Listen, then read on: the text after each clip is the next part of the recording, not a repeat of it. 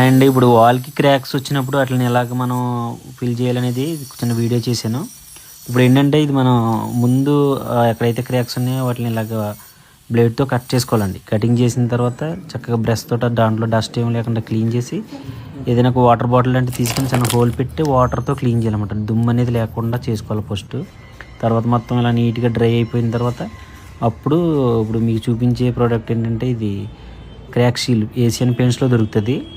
దీంతో మనం ఏం చేయాలంటే మొత్తం నీట్గా కలుపుకొని బాగా అప్లై చేయాలండి.